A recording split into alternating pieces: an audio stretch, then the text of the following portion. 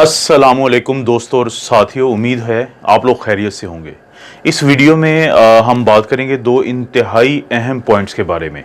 एक तो ये पॉइंट है कि 3 तारीख यानी 3 जून को एक दुनिया का एक बहुत मोतबर इदारा है, उसकी एक मेडिकल स्टडीज़ का रिज़ल्ट अनाउंस हुआ है और मुझे यकीन है ये किसी हद तक आप लोगों को फ़ायदेमंद होगा आपके लिए।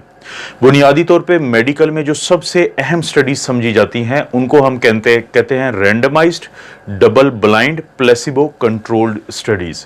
अब जो रैंडमाइज्ड होता है इसका मतलब ये होता है कि आप एक मखसूस तादाद को सिलेक्ट करते हैं और उनको 2 हिस्सों में डिवाइड करते हैं।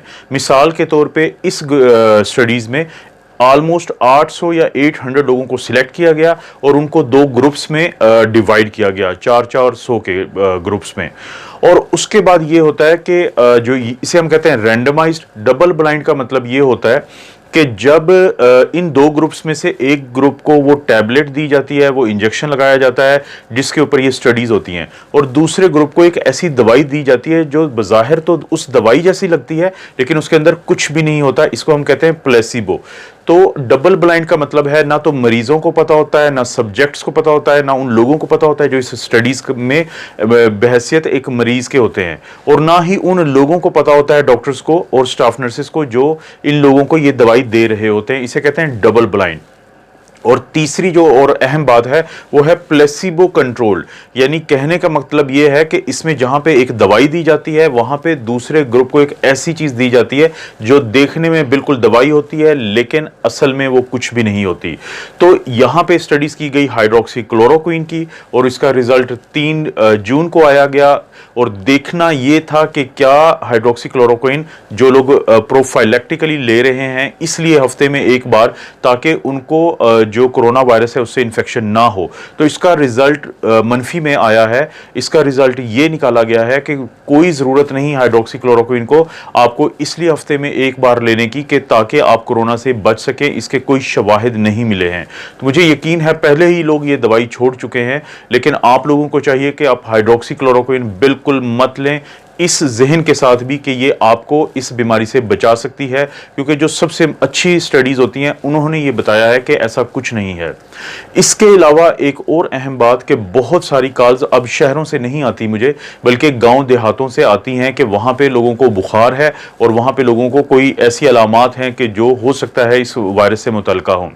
अब बुनियादी तौर पे होता यह है कि गांव देहातों में जब भी किसी को बुखार हो जाए तो वहां पे 2 बीमारियां ऐसी हैं जो वहां के डॉक्टर्स और डिस्पेंसर्स के जहन में सबसे ऊपर होती हैं। एक है टाइफाइड और एक है मलेरिया।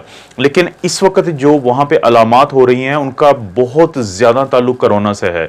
इसकी वजह यह है कि पाकिस्तान में जो ईद उल फितर थी वो थी 24 तारीख को, यानी 24 मई को, और मुख्तलिफ लोग मुख्तलिफ शहरों से गाँव देहातों की तरफ 22 और 23 तारीख को अपने घरों में जा चुके थे। इनमें से अक्सरियत वो लोग थे जिनको चाहे अलामात नहीं थी लेकिन उनमें किसी हद तक वायरस था, क्योंकि शहरों के अंदर ये वबा उस वक्त तक आ चुकी थी। अब हुआ ये है कि जब वो लोग अपने घरों में गांव देहातों में पहुंचे हैं तो वहां पे ये वायरस पहली दफ़ा ज़्यादातर जगहों पे मुंतकिल हुआ है। होता यह है कि आप इस बीमारी को 2 हफ्ते की बीमारी कह सकते हैं। उसकी वजह यह है कि जब ये वायरस इंसान के अंदर दाखिल होता है तो पहले 2 हफ्ते में तकरीबन सब वो लोग जिनमें अलामात आनी होती हैं वो आ चुकी होती हैं। और ये अलामात क्या हैं? बुखार, खांसी, जिस्म में दर्द, सांस की खराबी और किसी हद तक दिल का मतली होना, दिल का खराब होना, जिस्म में दर्द और सर में दर्द और थकावट का होना। और बहुत कम वो लोग हैं जिनमें लूज मोशन या डायरिया भी होता है। तो ये अलामात 2 हफ्ते के अंदर सबको और 50% लोगों को तकरीबन 1 हफ्ते के बाद आ जाती हैं। इस वक्त जब मैं आपसे बात कर रहा हूं तो अगर आप जहन में लाएं 22 और 23 मई को तो तकरीबन 2 हफ्ते हुए चाहते हैं। तो जिसका मतलब ये हुआ कि अगर उस वक्त लोगों को गांव देहातों में एक्सपोजर हुआ वायरस से तो अब उनमें अलामात आना शुरू हो चुकी हैं। और साथ ही फिर जो नेक्स्ट 2 वीक्स होते हैं वो ये होते हैं कि ये मरीज या तो ठीक हो जाएंगे, क्योंकि हम पहले भी बहुत दफ़ा ये बात कर चुके हैं कि हम 4 हिस्सों में इन मरीजों को तकसीम करते हैं। 40% वो हैं जिनको अलामात नहीं आती, और जिनको अलामात आती हैं उनमें 80% वो है जिनको हल्की अलामात आती हैं, जैसे कि बुखार, जिस्म में दर्द, सर में दर्द या हल्की खांसी। और उसके बाद जो बाकी 20% हैं उनमें से सिर्फ 10% वो होते हैं जो हॉस्पिटल्स जाते हैं और उनकी तबीयत ज़्यादा ख़राब होती है। लेकिन ये सारा अमल होता है नेक्स्ट 2 वीक्स में, यानी अलामात के ज़ाहिर होने के अगले 10 से 15 दिन के दरमियान ये मरीज़ या तो बेहतर हो चुके होते हैं या खुदा ना खास्ता उनकी हालत ऐसी होती है कि उनको हॉस्पिटल्स में जाना पड़ता है। और जो आखिरी 2 हफ्ते होते हैं, लास्ट 2 वीक्स, वो हैं कि जब ये हॉस्पिटल्स में पहुंच जाते हैं तो या तो अगले 10 से 15 दिन में ये ठीक होकर अपने घरों में आ जाते हैं या खुदा ना खास्ता वेंटिलेटर्स पे जाते हैं और उसके बाद हालात बेहतर भी हो सकते हैं और ख़राब भी हो सकते हैं। ये इसका इन्हिसार है कि किस हद तक मेडिसिन अवेलेबल हैं। तो अगर इस पूरे स्ट्रक्चर को देखा जाए तो अब आपको ये समझ आती है कि पाकिस्तान में ईद में वही कुछ हुआ है जो इटली में हुआ था 19 फरवरी को।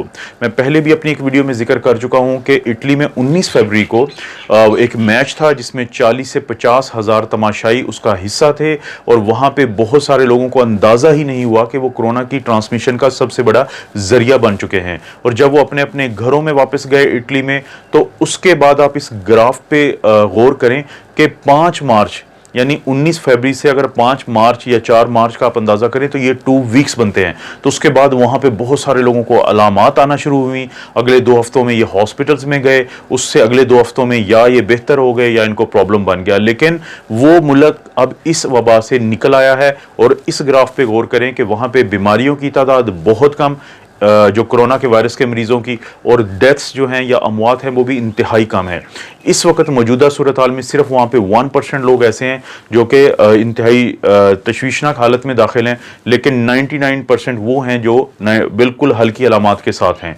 और वहाँ पे अगरचे डेथ्स जो हैं वो 38,000 के करीब हुई हैं, लेकिन 2,34,000 मरीज़ों में से कम 1,67,000 जो मरीज़ हैं वो सेहतयाब हो चुके हैं। आपको ये बताने का मकसद ये है कि अब पाकिस्तान में अगले जो 2 हफ्ते हैं वो इंतहाई अहमियत के हामिल हैं, क्योंकि हम 25 जून के बाद या 25 और 30 जून के बाद हम इस वबा से निकल आएंगे। अगरचे हमें नुकसान तो हो सकता है, लेकिन शायद हमारे पास कोई और रास्ता है ही नहीं। अगर आप स्मार्ट लॉकडाउन को खोलते हुए जाते तो शायद ज़्यादा नुकसान से बचा जा सकता था, लेकिन क्योंकि पाकिस्तान में इस ऑप्शन को नहीं लिया गया।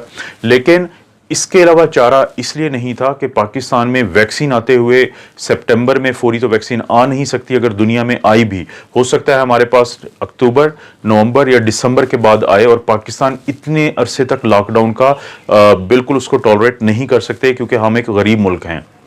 आप अंदाज़ा करें कि चाइना में जब 5 मार्च में ये इजाज़त मिल चुकी थी कि हमें वो लोग वहाँ पे टोसिलिजुमैब या एक्टेमरा इंजेक्शन लगाना शुरू हो चुके थे, जिससे उनके बहुत सारे मरीज़ों की जान बची है। तो आज भी पाकिस्तान में बहुत सारे मरीज़ हैं जो वेंटिलेटर्स पे हैं या वेंटिलेटर्स पे जाने वाले हैं, लेकिन उनको ये इंजेक्शन अवेलेबल नहीं है। यहाँ से आप अंदाज़ा कर सकते हैं कि अगर 3 महीने के बाद भी हमें ये इंजेक्शन अवेलेबल नहीं है, जिसका दुनिया को अंदाज़ा हो चुका था कि ये उन मरीज़ों के लिए इंतहाई कारआमद है जिनकी तबीयत बहुत ज़्यादा ख़राब हो चुकी हो, तो ये वैक्सीन भी हमें सितंबर में नहीं मिल सकती। ये हमें हो सकता है दिसंबर, जनवरी या फरवरी में जाके मिले, और जिसके बहुत ज़्यादा इम्कानात हैं कि पाकिस्तानी इतना बड़ा लॉकडाउन बर्दाश्त नहीं कर सकते, क्योंकि ना तो हम न्यूजीलैंड है ना हम ऑस्ट्रेलिया है, जहाँ पे लॉकडाउन के दौरान लोगों को ना सिर्फ ये है कि वो तनख्वाहें मिल रही हैं जिस तनख्वाहों पर वो जॉब कर रहे थे, बल्कि वो लोग जिनके पास जॉब्स नहीं थी उनको भी वहाँ पे अनएम्प्लॉयमेंट या बेरोज़गारी अलाउंस मिल रहा है। पाकिस्तान जैसे मुल्कों में ये चीज़ मुमकिन ही नहीं है। इसलिए अगले आने वाले 2 हफ्तों में आप बहुत मोहतात रहें और कोशिश करें। और मुझे बहुत ज़्यादा खुशी है कि मुझे रात को एक मैसेज आया और एक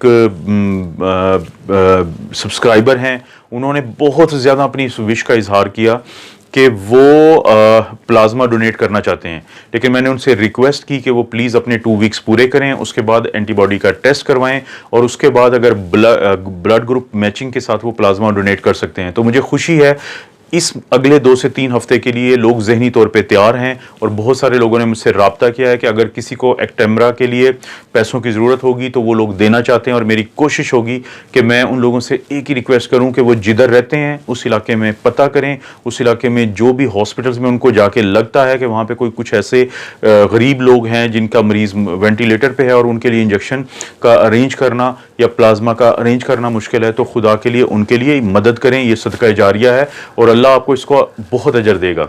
और आखिरी बात कि दोबारा मैं आपसे रिपीट कर दूं 40% वो लोग हैं जिनको अलामात नहीं आएंगी, 80% या 85% वो हैं जिनको हल्की अलामात आएंगी, और मुझे जो अक्सर कॉल्स आती हैं वो अब हल्की अलामात के साथ मरीज़ हैं जो घरों में ठीक हो रहे हैं। लेकिन जो बहुत कम तादाद ऐसी है जिनकी हालत ख़राब होने के चांसेस हैं, तो उनको जब तक ऑक्सीजन ना लगी हो या ऑक्सीजन लगने के चांस शुरू हो जाएं तो उनको ये जो रेमडेसिविर दवाई आ रही है ये फ़ायदा देगी। लेकिन अगर उनकी हालत बहुत ख़राब हो जाए, उनको बाईपैप पे मशीन पे चले जाएं या नॉन रीब्रीदर पे बहुत ज़्यादा ऑक्सीजन लग जाए, तो उस स्टेज पे, या वो खुदा न खास्ता वेंटिलेटर पे चले जाएं, तो उस स्टेज पे जो चीज़ दवाई उनको मदद करेगी वो है इंजेक्शन एक्टेम्ब्रा या टोसिलिजुमैब। और इन सारी स्टेजेस में जब कोई इंसान बीमार ज़्यादा हो रहा हो और उसकी हालत बिगड़ भी रही हो, इन सब स्टेज में जो सबसे ज़्यादा चीज़ काम करेगी वो है प्लाज्मा थेरेपी। आप अपने इलाकों में प्लाज्मा थेरेपी के लिए कोई मूवमेंट शुरू करें, ड्राइव शुरू करें, अपने आप को महफूज रखें, अपने आप को बचाएं। अगर आपको लगता है कि आप अलामात से निकल आए हैं तो आप 2 हफ्ते के बाद अपना एंटीबॉडी टेस्ट करवाएं, और अगर वो पॉजिटिव है तो आप इस मूवमेंट का हिस्सा बने। अपने अपने इलाके में आप ये पॉजिटिव किरदार अदा करें, क्योंकि 3 हफ्ते के बाद ये पाकिस्तान से इस वबा ने चला जाना है, चाहे अब जितना भी लॉकडाउन कर लें, क्योंकि एक्सपायर हो चुका है। लेकिन इस दौरान ही आपने हिम्मत नहीं हारनी। अपना और अपनी फैमिली का ख्याल रखें। अल्लाह ताला आपको और आपकी फैमिली को हर किस्म की बुराई, बीमारी और आजमाइश से महफूज रखे।